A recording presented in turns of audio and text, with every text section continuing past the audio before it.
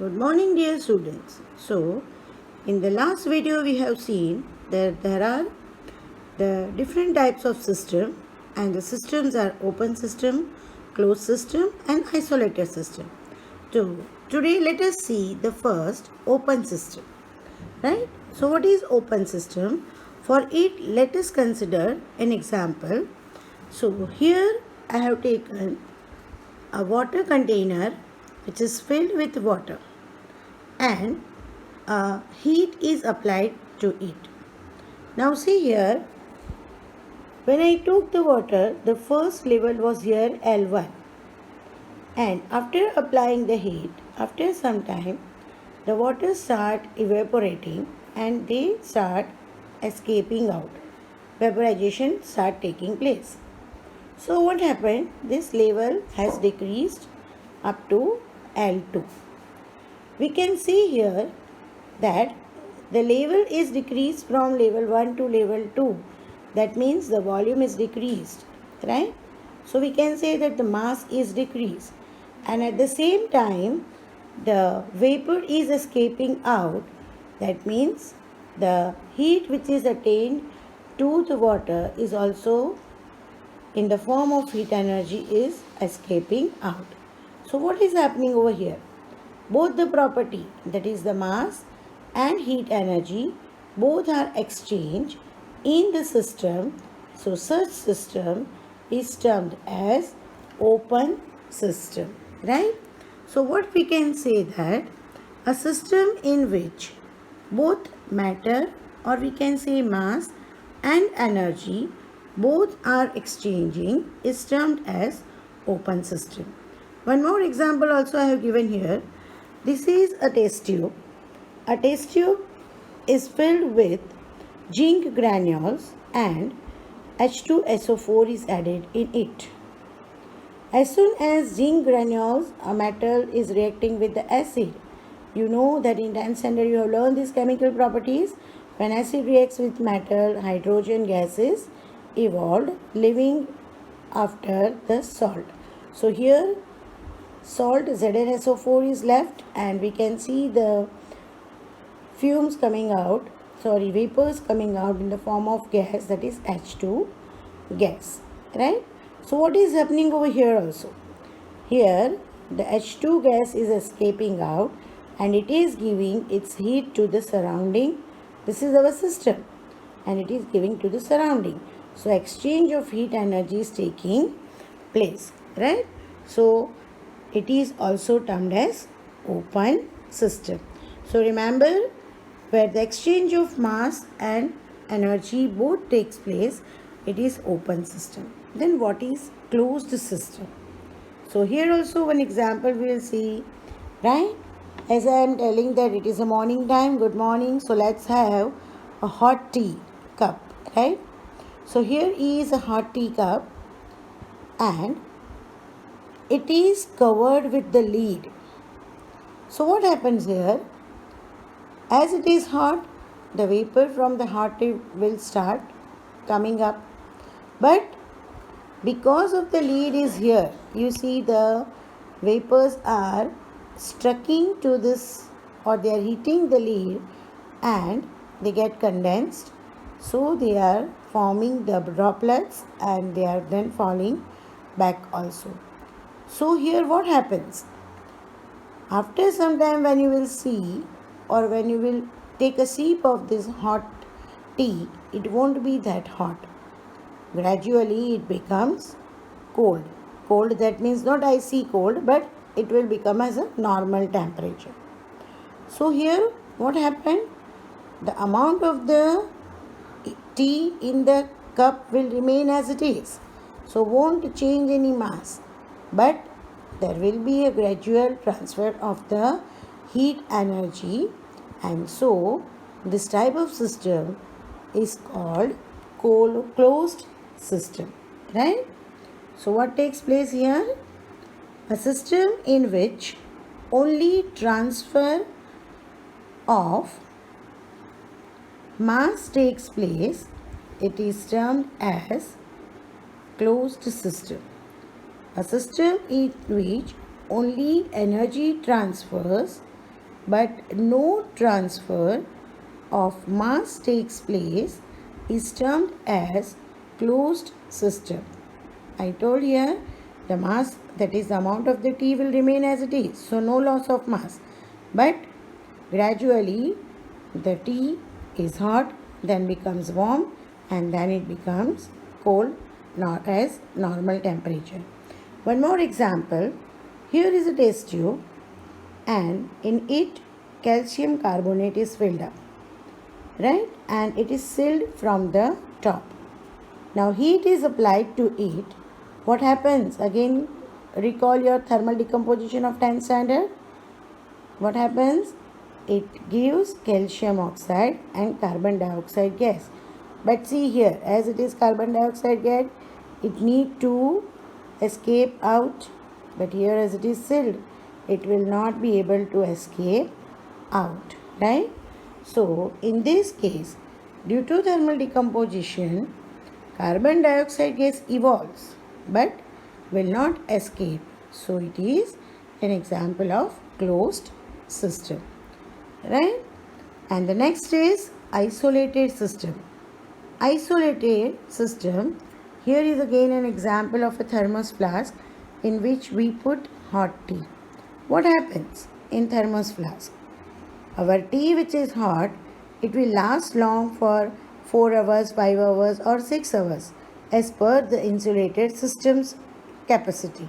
But it will not remain hot for very long time, right?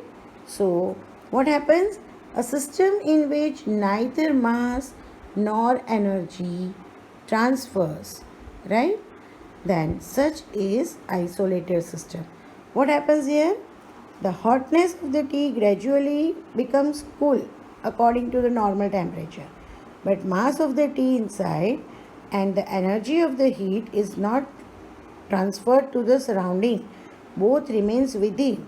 So there is no exchange of any mass or any heat energy. Then it is termed as isolated system. If I want to say, then in actual means there is no perfect isolated system.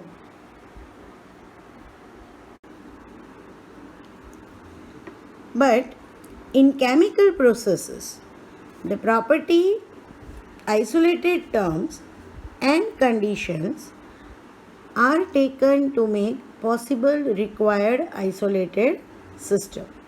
As I told that in thermos flask, according to the insulation, the amount of the tea will remain hot.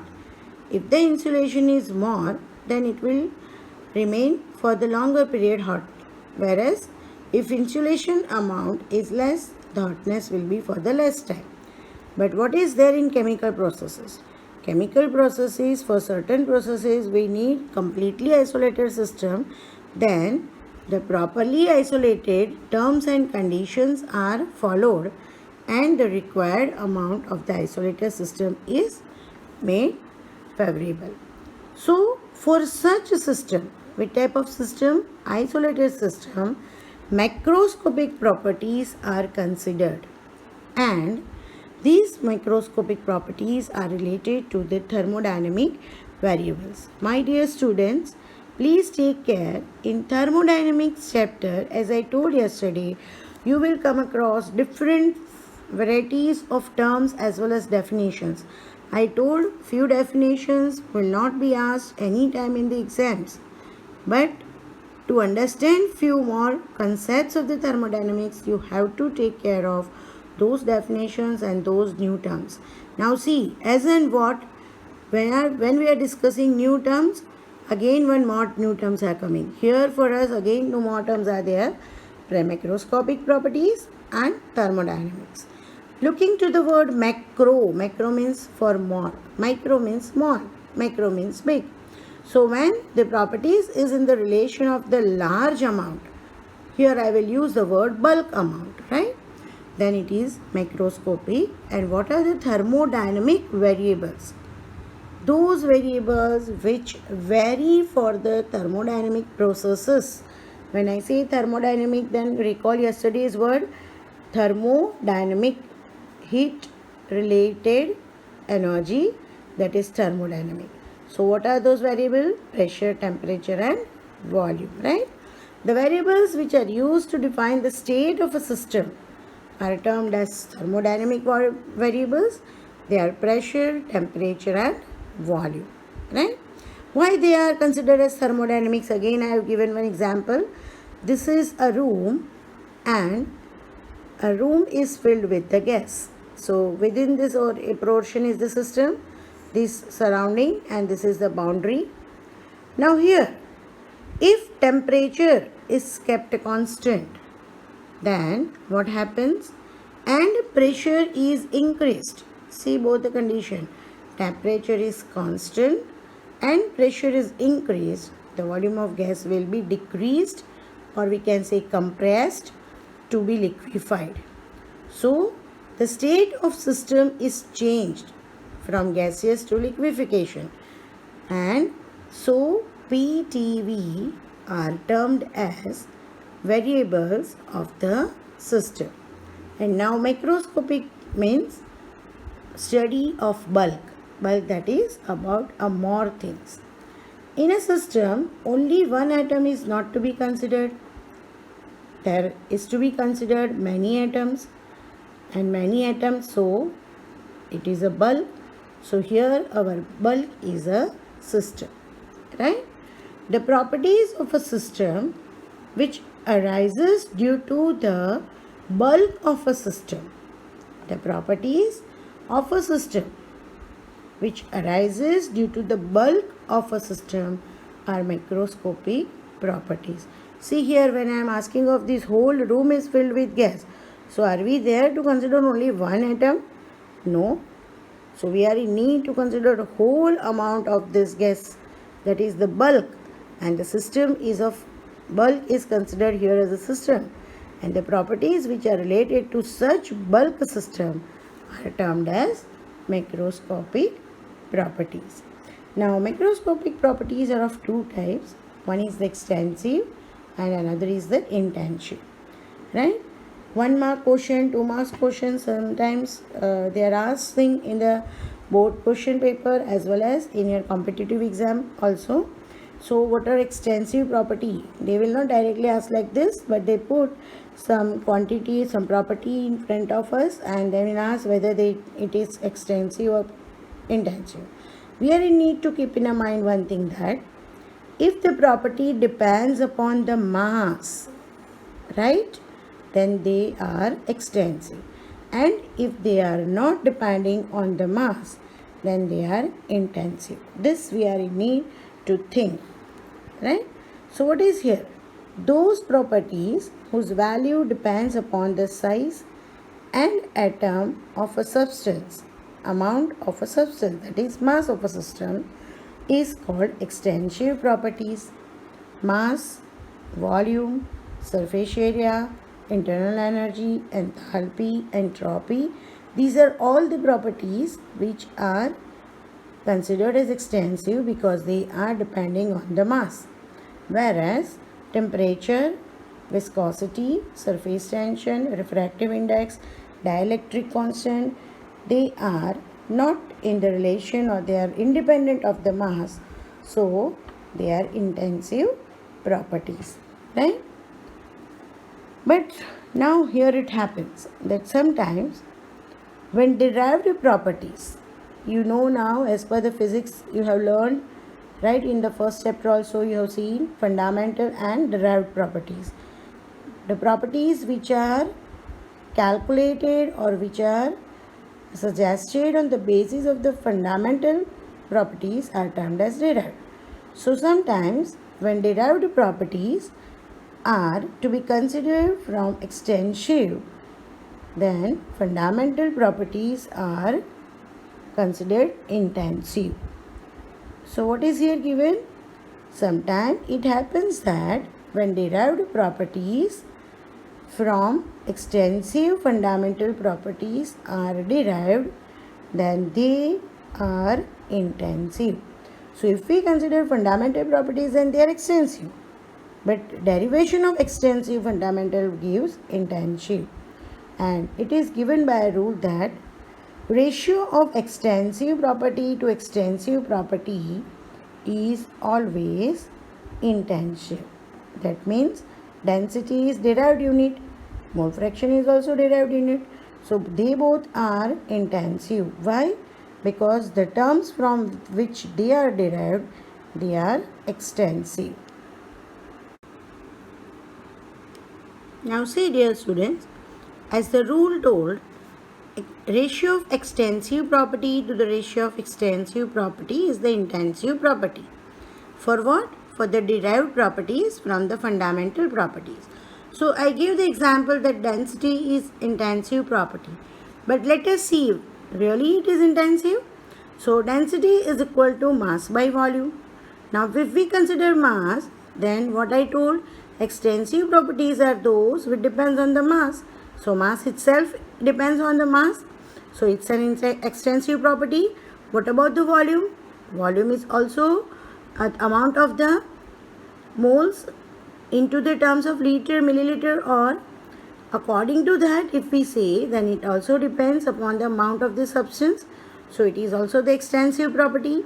That means mass by volume, extensive property by extensive property is intensive property. So density is intensive property.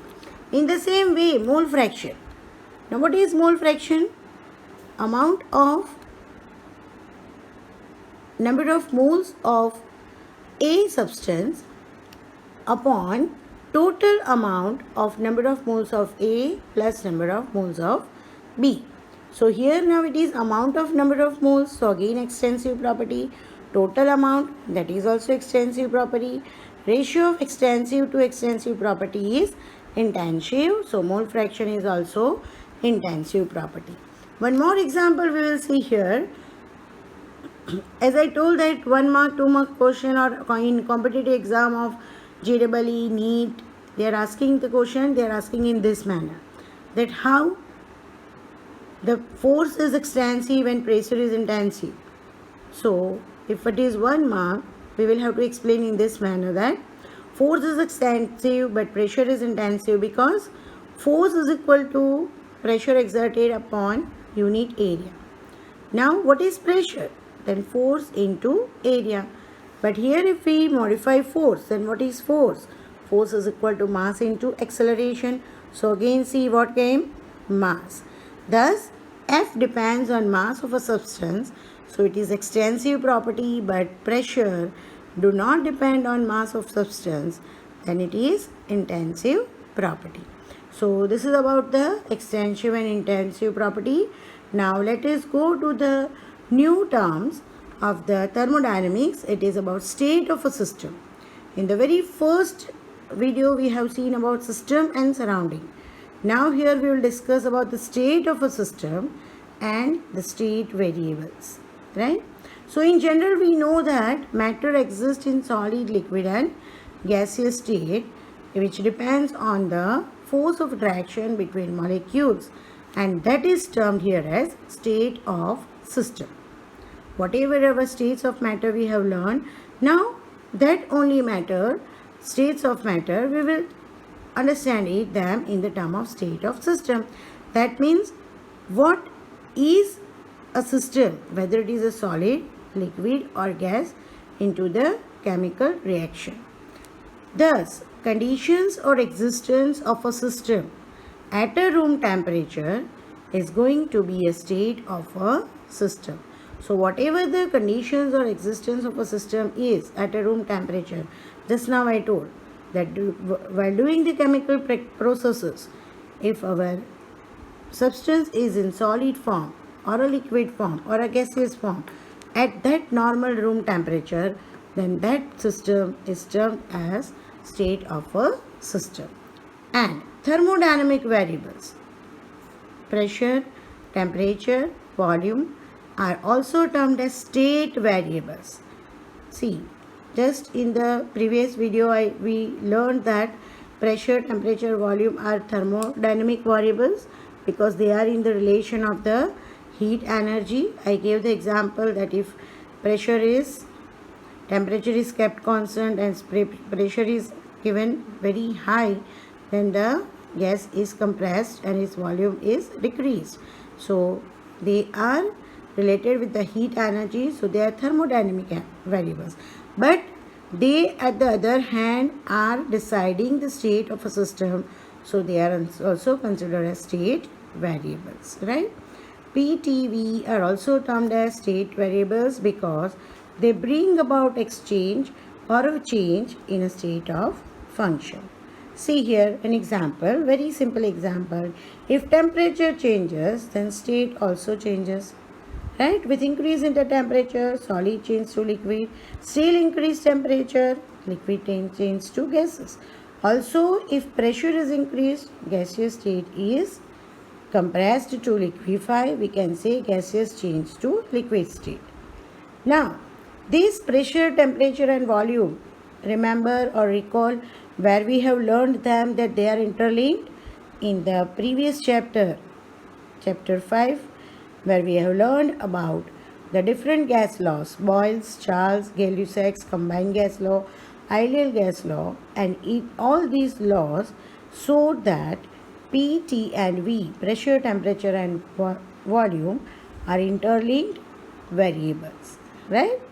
And so they are helpful for us to understand state of change of system. So now, what are state functions? When we are now able to understand what is state of system, once again, whatever the process is taking place, and that system, if it is in solid or liquid or gas, so it is termed as state of system, and those vectors which are deciding or which are changing this state of system, they are state variables.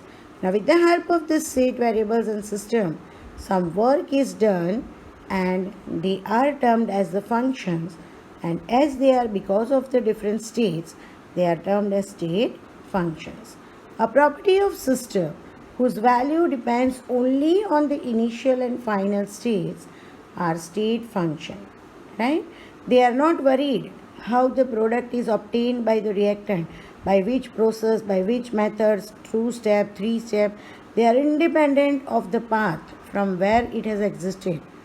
If I am asking you people that you please go from your house to the temple of your village, 2-3 students at the same time, if I am asking, or if we are in the school and if I ask that go to the staff room and get the notebooks from it, no matter from where you are going, but I will believe that initially you started from the classroom and finally you reach the staff room, right?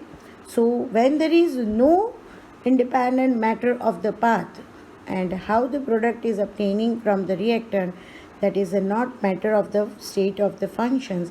They only matter that how initially it started and how finally it is completed.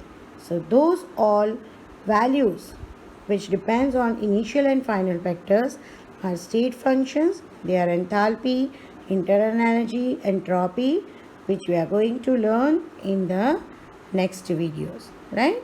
Thank you.